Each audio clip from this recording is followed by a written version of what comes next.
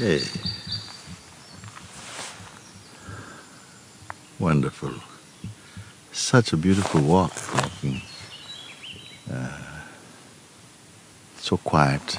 And you're by this lovely fig tree. It's a beautiful one, actually, this one, because it's right in the water line down here, no? So it's quite healthy. You can see it's quite healthy. And these figs, they are coming in another, maybe another month or so. You feel them. But well, actually, what I'm noticing, actually, because the fig trees, they are not so strong. The wood is not so good. It's not like a hardwood. It's not so strong, and yeah, they're not so strong actually. But you can see with this body and really placed in this, just in the water line, just at the edge of the water line. It's being fed very, very well. Even in summer, you'll find a tree like this will do very well in this location. And even though it's leaning so much into the road, there's an upright one there that keeps also. It's beautiful. What are you doing here?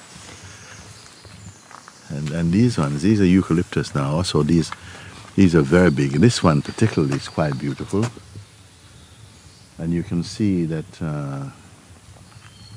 in the forest, because we're in a valley here, the trees, they go even more. Everything is competing, you see, to try and reach the sun, to reach the sunlight.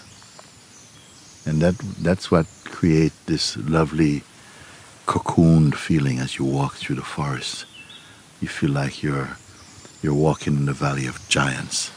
It's very beautiful, and very quiet. I remember in times in India when you see people cook a lot with wood.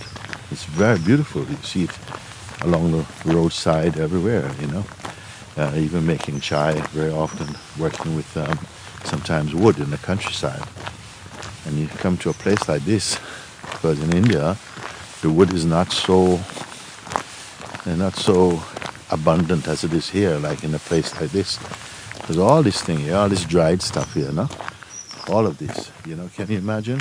You can just take some of these, break it up to start a fire, and you can break eucalyptus and stuff. And, there's many dinners in here. Many dinners, many warm houses and fireplaces in places like this. And it's allowed to, once they've cut the trees, and then these bits that are not wanted, just left, you see, to rot in the forest. And it looks a bit untidy. It's nature also. And slowly it rots down, So, what is beautiful, you look at this now. You have some areas like this in the forest. Old trees have fallen, and you see you have look at this. It's beautiful. So wonderful. You see these, who plants these? God plants them through the wind and the sun and the seeds, the birds. This is nature, and nature's natural garden. Look at that. So beautiful, all these things. So wonderful. What an arrangement of, wildflowers, you see.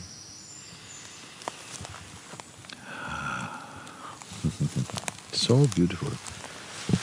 So beautiful.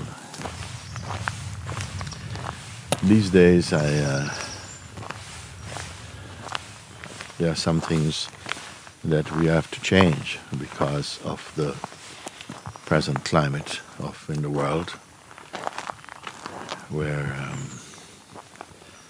we are forced to change, and I have to say that it's a good change, true to the pointers that we make, that the outer situation of life is not what determines one's happiness. It is how the inner responds to the seeming outer that creates either joy or suffering. You see, the inner is the greatest. When we see with the eyes of pure consciousness, without the sentiments and the speculations, the worries, the tendencies, the habits and addictions of personhood, life, you see, finds its way. Like water running down the hill finds its way. You find your way. And from the place of the real within you, there is no place of worry. All things are accepted as the one self. All the elements and their combinations, everything, and the world, the manifest world, and the one who perceives it and lives in it, all is consciousness. All is consciousness. And this is the height of our realization. Not all is consciousness as a philosophical outlook or as intellectual conviction, but as our living truth. And there is no higher capacity within the human construct in some way, the human form, and than to awaken to the truth of ourself as consciousness, because that is the root without which nothing can exist, nothing can appear, nothing is perceived. There is no life without consciousness. It is consciousness that gives life to life. And to come to the point where through introspection and inquiry and knowledge and wisdom, one comes to the place where of just the soul consciousness, which is not a thing, but that out of which all things appear, but itself is not physically, tangibly recognized. A non-phenomenal recognition awakens in our heart, where we see we are that choiceless substratum, the supreme and imperishable, uncreated, unborn, perfect, immutable self. This is the goal of spiritual research. All spiritual journeys and explorations end in that realization of the single truth. We are one. So if a little bit of this can percolate through into the consciousness that is so often held into the shape of the mind, if that can reach through, it is the medicine of being itself. So, God bless you, whoever you are who may be looking at this. God bless you. Truth blesses you. Consciousness blesses you as its own self, actually. That's just one. Amen.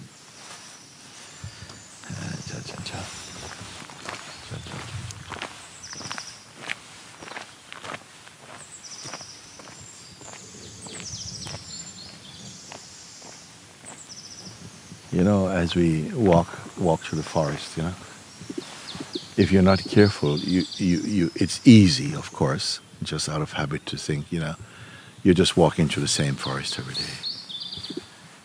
But in my world, every day the forest is new.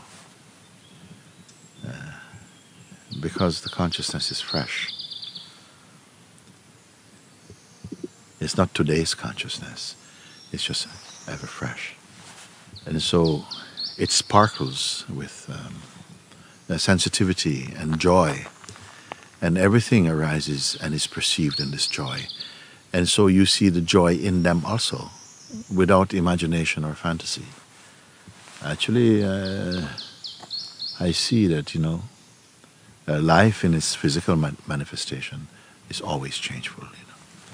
Sometimes some changes come that seem very intense, and the reflex is to, you know, the reaction come like, oh, why is this happening? And oh, we love to, want it to finish and so on, because our physical bodies, we feel threatened by it, And usually it comes down to the fear of the loss of life.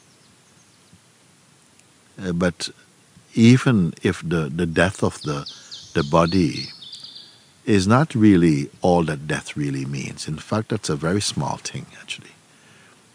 Death, if you want to say something, is to be even alive physically, but unaware of the truth, and that is your fundamental existence.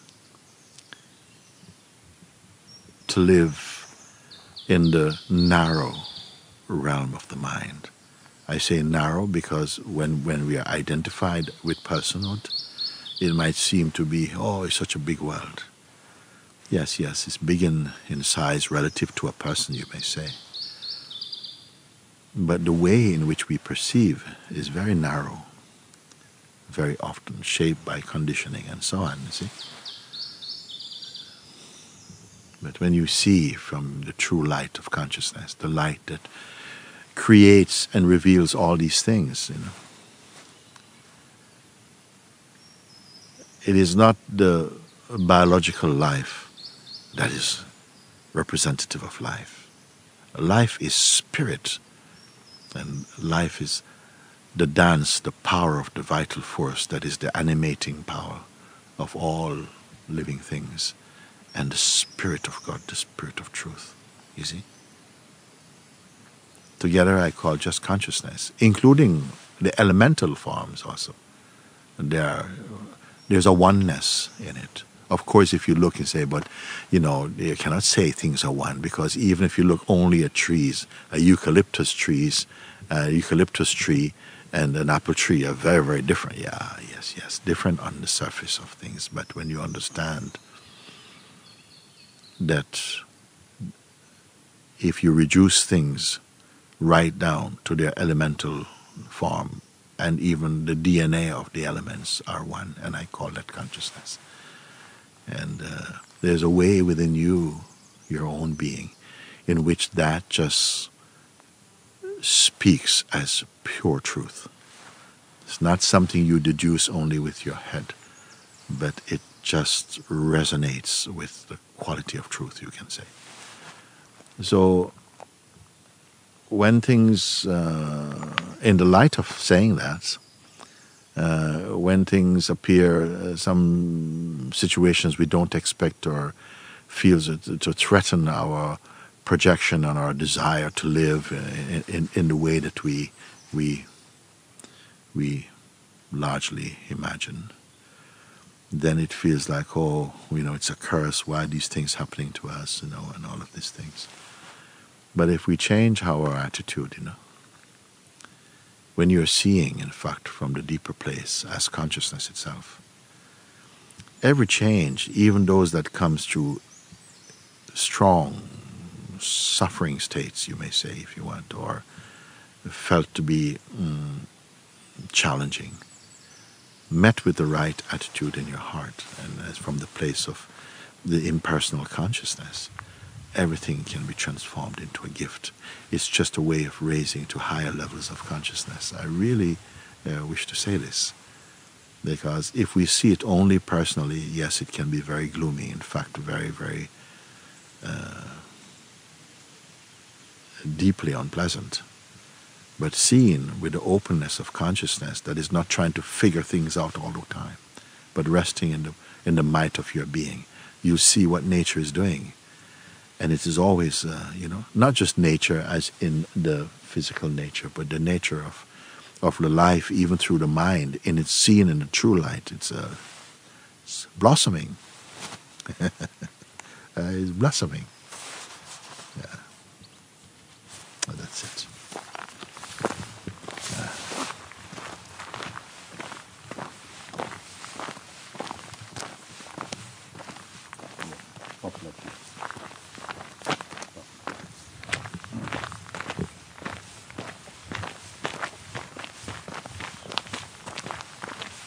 See again, this other one. This is the. You see, those who grow and, you know, have a business in olive growing would never allow an olive tree to go like this. This is just left to be a wild thing. And of course, it is being natural to its environment and circumstances. Of course, it's trying to find the sun, to get as much sun, because it needs the sun. You see? Brambles are trying to take over. Yeah, the brambles also, they crowd it and also add to the lack of light coming through. This is what happened. When an olive tree is really cared for, not just for its fruit, but also for its beauty, when those who take care of it has an aesthetic appreciation for it, it is a glorious tree. It's the same thing with a human being.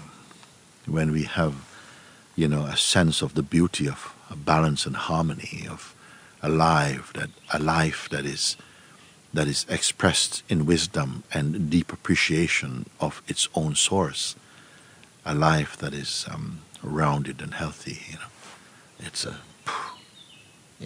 even the human form is majestic, even because of the inner man, because of the inner one. You see. I don't know. I'm just talking like that. I'm not teaching anybody anything. Just saying what I observed, you know. Just walking through the forest. You know, we lived, myself, I have to say, I was born in a place that's like a forest by the sea. And we never really appreciate it, you know, when that's all you knew. When you're so familiar with something, you stop really seeing it and appreciating it for what, you know, for what it is. And you may see others appreciating it.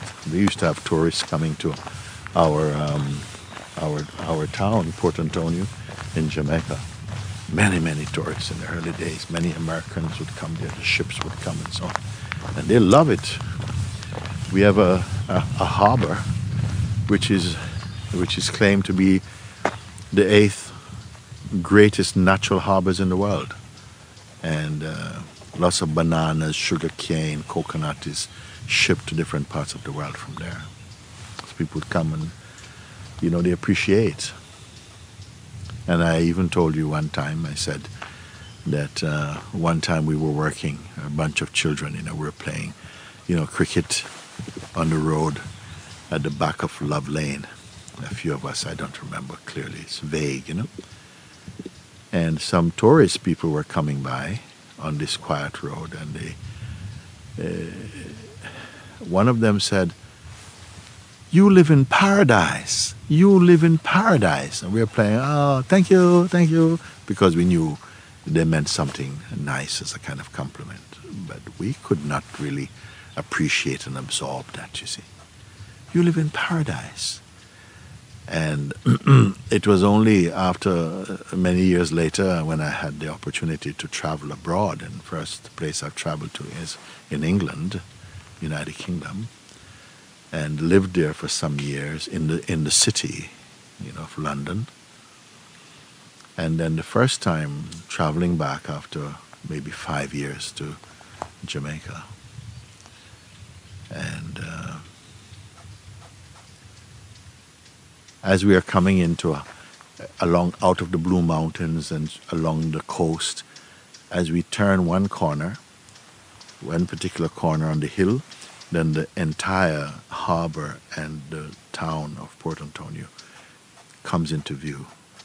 And I remember on that occasion, as the bus turned and I was on the left side, I could see this amazing scene. In my heart, I felt, this is paradise. So my point is that actually, my point would be that, you know, when you are so used to something, you're not able to appreciate it. You need to have some contrast. That is consciousness, this interrelated contrast. You go to someplace else. I'm not saying London is ugly. London is beautiful in another way, but it's a city of stone and you know, concrete. we're coming back into the nature of Port Antonio and looking and saying, whoa, now this is home, this is paradise, you see. And that is, I'm sure that experience really opened my eyes and kept them open in a certain way. So much so that a certain openness and a sensitivity and an awareness of my environment stays with me. And in fact, I've been happy to see that even in very harsh climate, and something sees a beauty in them. Living there may be something different, I don't know. But my eyes perceive a beauty, maybe because it also seizes consciousness. And there is something as, if we're quiet, sometimes you can hear the trees.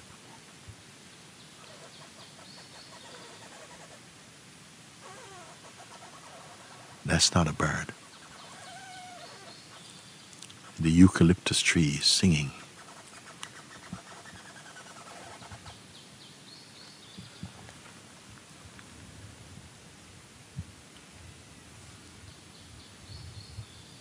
Come, listen.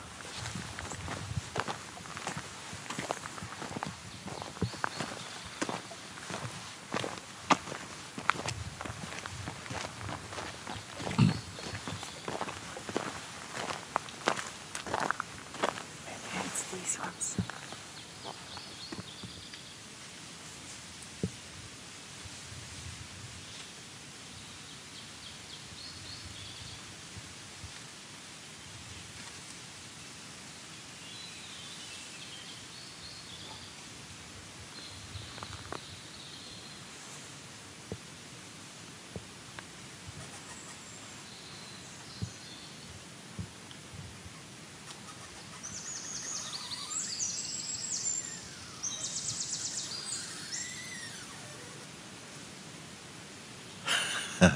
You can hear it. Yes.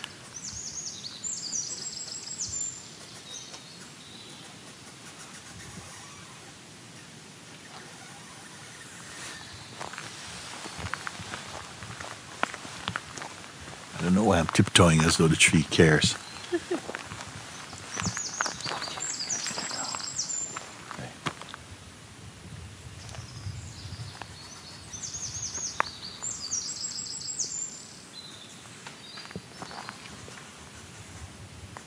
It sounds like a bird.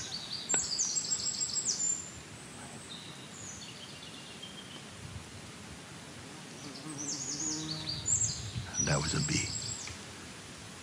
No, fly.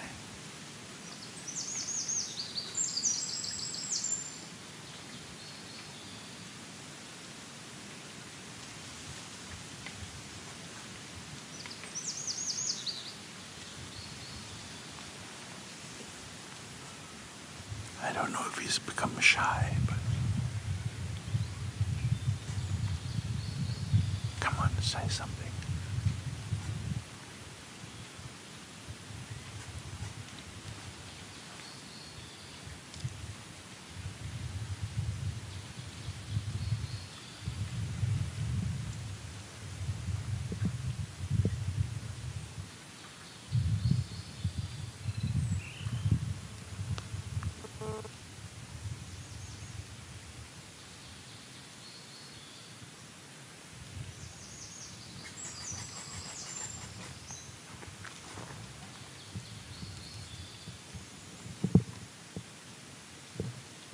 Sometimes they're singing for quite a while, and it could be just the body squeaking, or I don't know, but we hear it quite frequently, actually.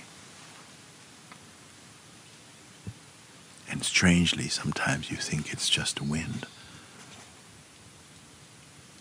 but sometimes there's not wind, and you hear them.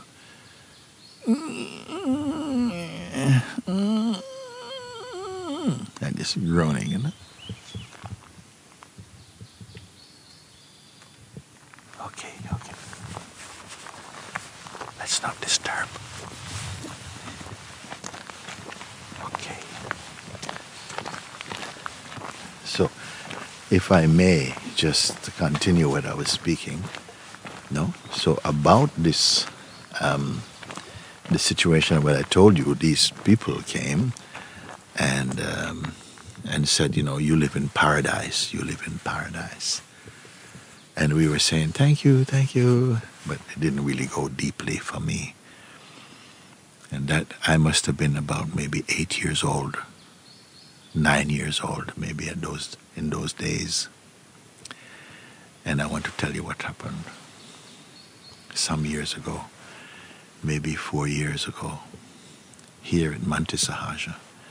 We are putting on a retreat, and a lady wrote, and she told me, I was watching a satsang with you, and you mentioned about when you were a little boy playing cricket or football, and that some people came, some tourists, and said, you know, wow, you guys are lucky you live in paradise.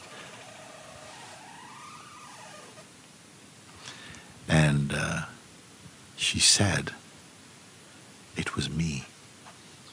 You see, in my mind, because she may have been a bit older than me, I just thought they were all adults. And she says, no, my father worked in Jamaica, in the Caribbean, and we were there with him.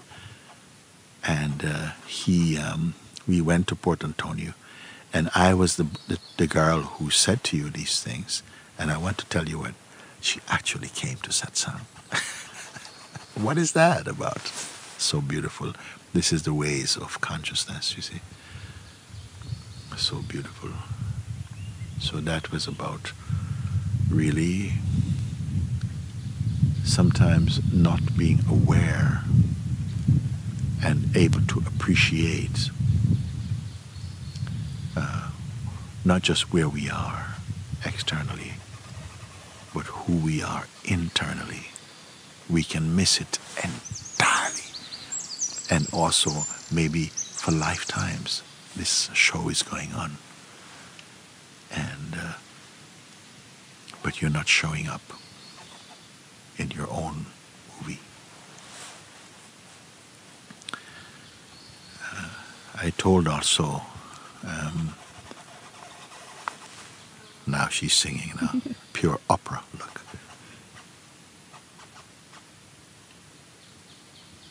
It's not a bird, but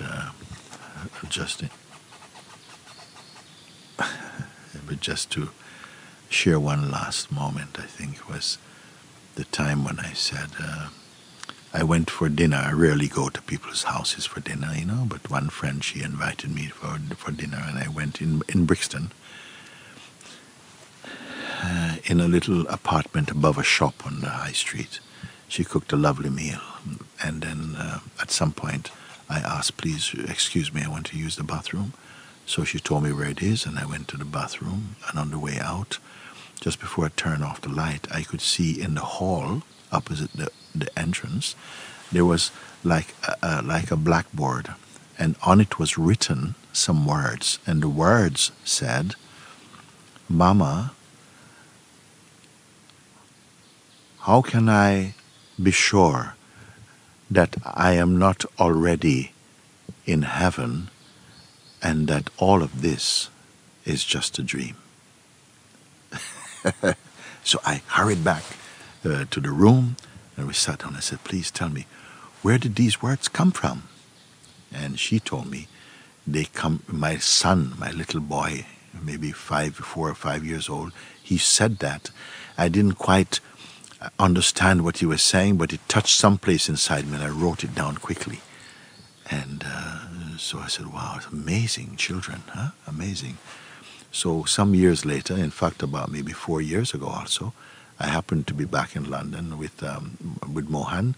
We're going through the health food shop, and I saw the lady, and I said, Mohan, this is the lady whose house I went to with the saying, you know, Mama, you know, this thing.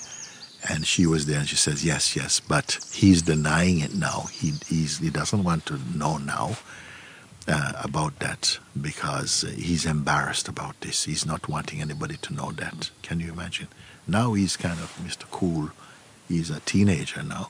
He doesn't want anybody to know that. So this is what happens to us. Sometimes, as in the Bible it says, from the mouth of children, infants, and crazy people, God will speak something.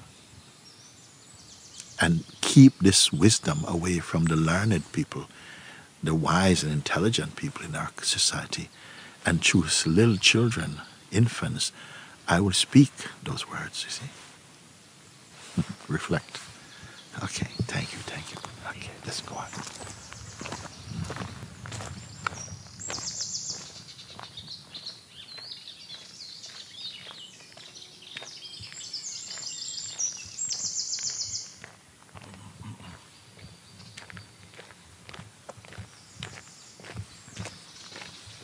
I said that I saw a few times I've come in the forest, and I see one lady, one woman. She comes to satsang, and I see her walking in the forest like this.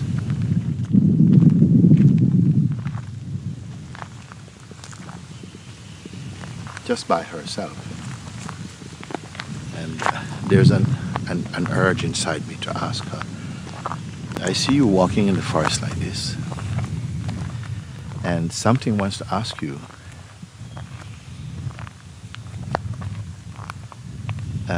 what do you come to the forest for? It's because I see like you seem to like to be quiet places. Is that a spiritual practice, or is it just, well, please explain. Because sometimes I see people, they need to be quiet. And I said, really?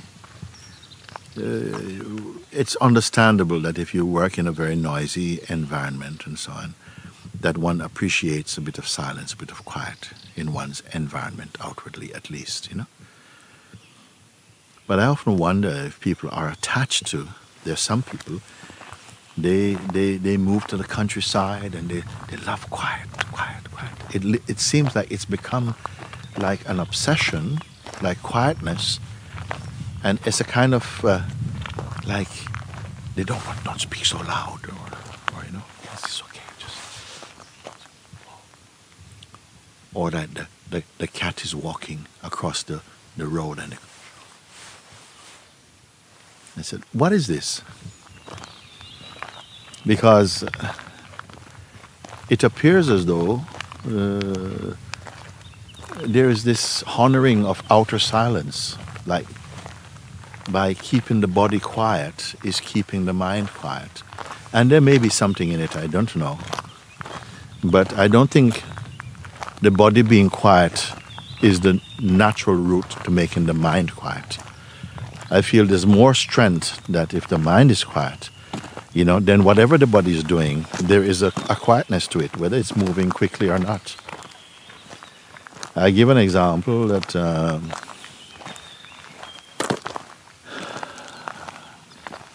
I am sometimes in some places in India, it's so many people, it's so much population in a place, and so much activity and the noise and the but there is a kind of harmony there, and one does not feel uneasy about it. Something very beautiful in it, even if I can say. Now, I've also been in a certain place, I won't say where, but in a certain country,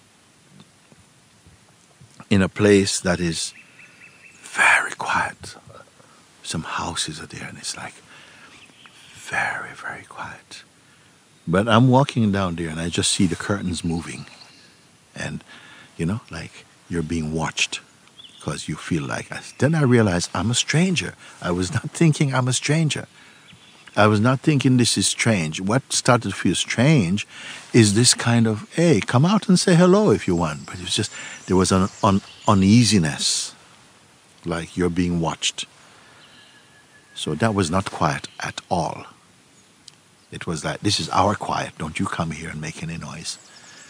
And I wonder about that, and I'm saying this because I know that many people feel that there's a spiritual practice to just, be very mindful, and that must have its own advantage, and somehow.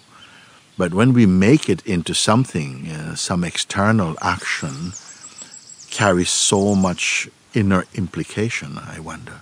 Because I remember one girl, one time I saw her also, she used to walk like this, like this.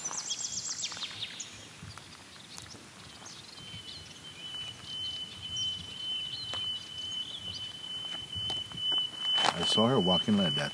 It was very uncomfortable, some uneasiness in the vibe of it. And one day we spoke about it and say, listen, what are you doing? And it turned out that she felt that, that was a sense she had, like that was something spiritual or something. And as we talked more about these things and just say, listen, no, it's put your attention on awareness itself, not just on the body. And when you see that whatever happens, this or this, it's all just movements, they leave no trail. And you are the awareness itself. Relax. Sometimes naturally, by the flow of the vital force, there's something very quiet. Another time it's very full. And everything feels to find their place. Everything is fine in its own time and its own appropriateness. But if it's really a spirituality by the mind, and then I tell you, very often waste our time. You don't grow so fast. It keeps creating practice after practice. Don't be attached and addicted to practice. Not even the practice of learning. Sometimes we are studying books and learning. Oh, it's a so fantastic book. Oh, it's so fun. Myself, I experienced. I didn't want it to finish. I didn't want it to finish. This book is so wonderful, because I was also myself not much of a reader. And when the change came, my life shifted in such a profound way. I read the entire Bible first time, I should say, and it was very strong. Then the next book I read, actually, big book, was the Gospel of Sri Ramakrishna, and I loved this book. It was really speaking to my heart so much. It was lived under my pillow every time I wake up. It was like this, no? And that had a very profound impact on me. But as time went on and one ripens more and more into real consciousness, I realized that there's a purpose for reading, is not just to enjoy. Sometimes, if you're not careful, you're doing something just to enjoy. Enjoy is okay, but habit and attachment and addictions is horrible, actually. I will tell you that. The purpose, what we must read, is not just what the person did and what they said only, but who they are, in essence. How did you, understand behind the words, and grasp? Because if not, you're going to go to the next book and the next book and the next book. But sometimes in one chapter or something, I take the case of even one of the greatest books of all time, Sri Nisargadatta Maharaj's I Am That. If you read one chapter, well, if you read one, you don't need to read the rest. You may read it for some joy and some pleasure. If you're going to read something, then of course read that. But in one chapter, if you read it, it is enough to get to he's telling you, listen, he was not making a book when he was talking. Sometimes different people coming, sometimes. He's just speaking spontaneously. He never planned, myself also, never planned what you're going to speak. He just came out spontaneously, depending on who was there, who asked questions, and so on. Then it was compiled, and when it's compiled, it can give the impression that, Sri Nisargadatta Maharaj was busy every day, pouring out. Yes, when it was necessary and as it happened, you see? So sometimes it's nice to see when the master had some spare time and did other things that were not just talking. And to get the gist of what he's pointing to. What he's pointing to. What is the quintessence of his teachings. And work with that, rather than trying to follow, this chapter said about this chapter said about... Follow and get the quintessence of what the master is sharing, you see. And then you find your way home. It becomes a mirror, not just a looking glass. Looking glass, you're looking through and you're looking, like a window. Oh, I can see over there. But a mirror throws you back onto yourself. The Master's teachings, the quintessence of the teachings, becomes a mirror to throw your attention back in your heart. Thank you.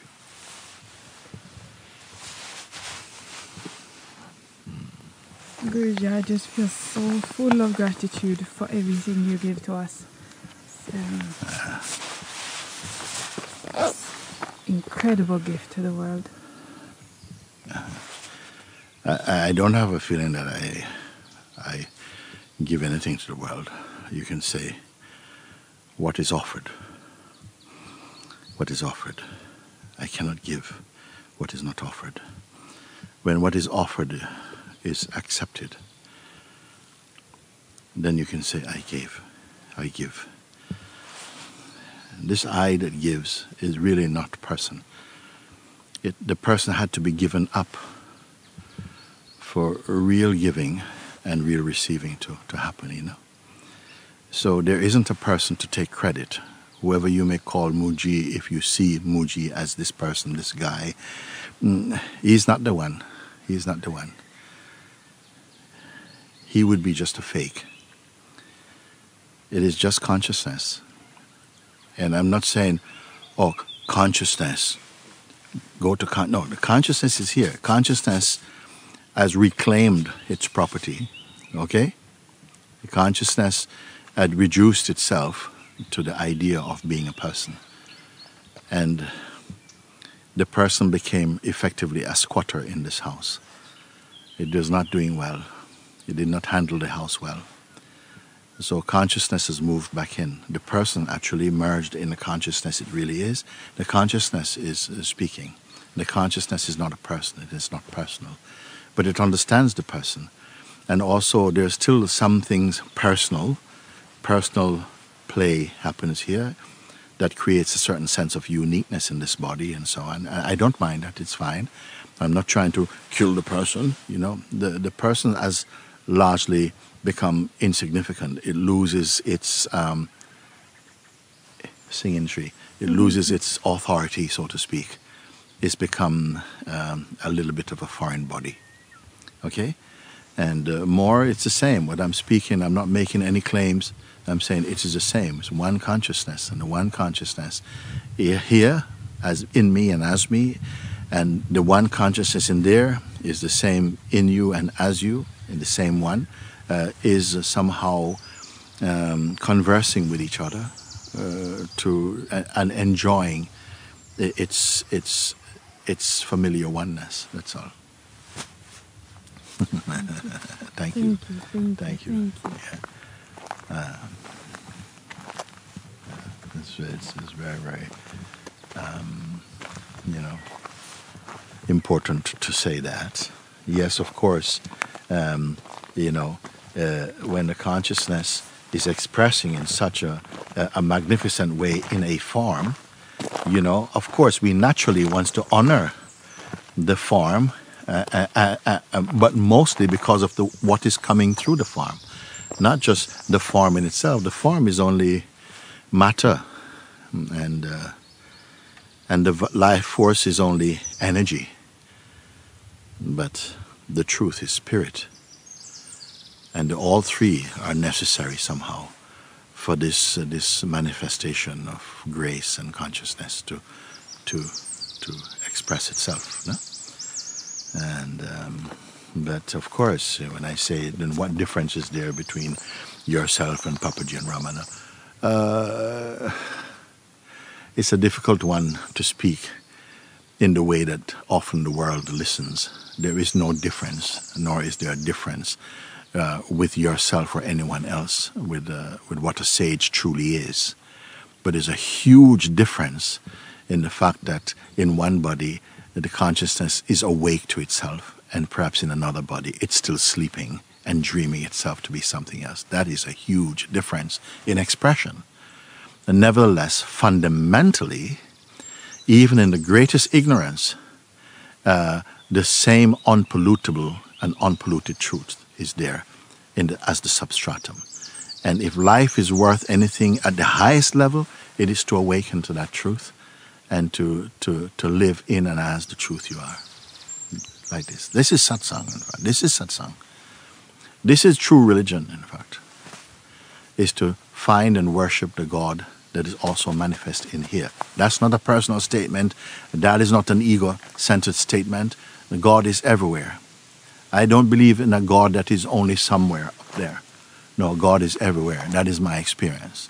God, if I went into the center of the earth and I find a living thing there, God is keeping that alive too. All this is God. The living and the non-living material is God, you know, and the wisdom and everything. It is the God self. It is the living is the consciousness. It's pure consciousness. This is what I have to say, and you can hold me to my words on that one.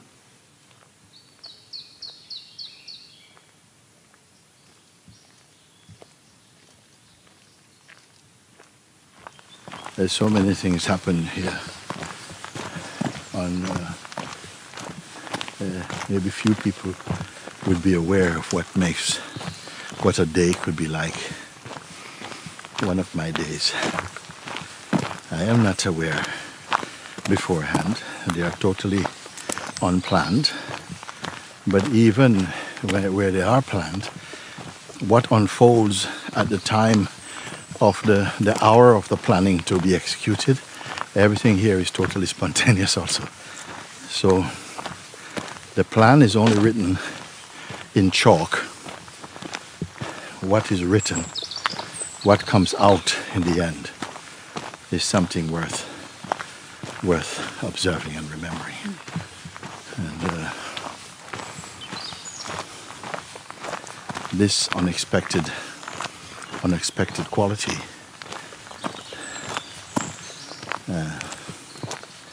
when lived from a place of inner silence and openness, I would say I cannot find a day that would be exquisitely planned and executed, could not compare with the inner quality and depth of one of God's days. I call it one of God's days, which is not, which is not confined to the plans of the mind.